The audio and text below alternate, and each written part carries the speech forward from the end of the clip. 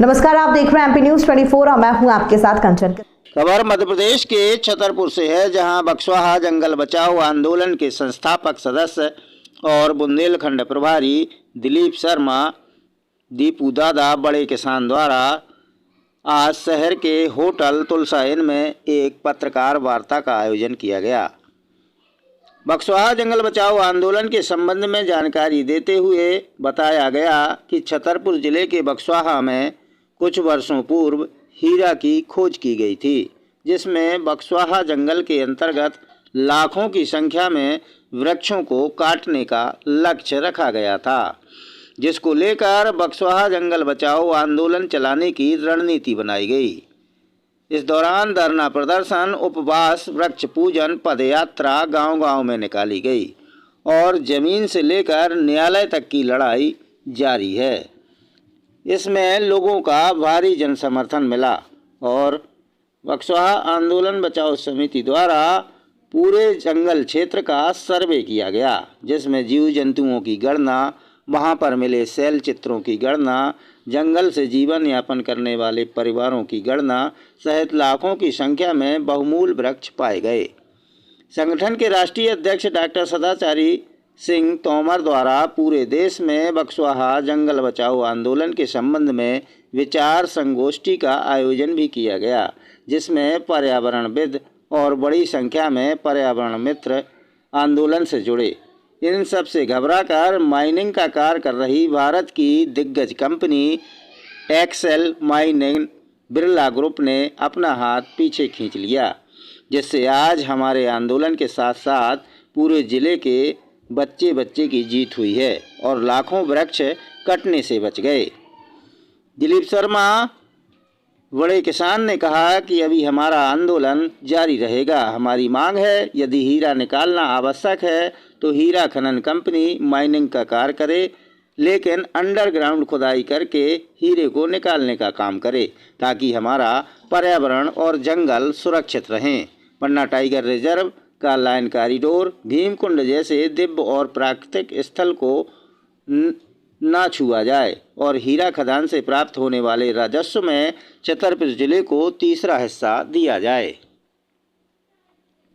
बक्सवाहा जंगल बचाओ आंदोलन के संस्थापक सदस्य पंडित दिलीप शर्मा ने बताया कि आंदोलन के दौरान हमारे 2 साथियों की मृत्यु हो चुकी है, जिनमें लल्लाबाई स्वतंत्रता संग्राम सेनानी गणेश सिंह शामिल हैं। वहीं उन्होंने आंदोलन में शामिल सभी सदस्यों, पदाधिकारियों के साथ साथ समस्त छतरपुर जिले की जनता का धन्यवाद ज्ञापित करते हुए आंदोलन की पहली सफलता पर बधाई और शुभकामनाएं दी हैं।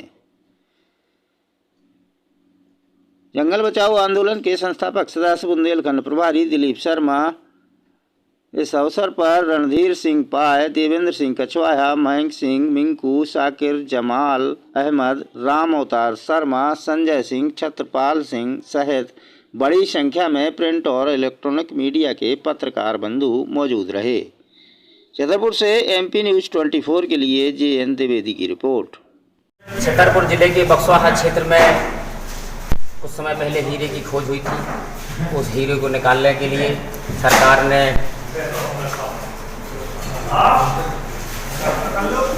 बिरला ग्रुप की एक कंपनी को ठेका दिया था, जिसके विरोध स्वरूप हम लोगों ने बक्सवाहा जंगल आंदोलन की एक नींव रखी और उसकी व्यवस्थित मिशन के तहत हमने धरना प्रदर्शन, उपवास, पदयात्राएं, जंगल क्षेत्र का सर्वे, जीव जंतुओं का सर्वे, ये सब करा और ज़मीन से लेकर के न्यायालय तक की लड़ाई लड़ी। इस लड़ाई को या इस लड़ाई से या क्षेत्र की लोगों के जन विरोध को देखते हुए वहाँ काम करने आई हुई कंपनी बिरला ग्रुप की जो एक्सेल माइनिंग कंपनी थी, उसने काम करने से हाथ पीछे खींचे हैं।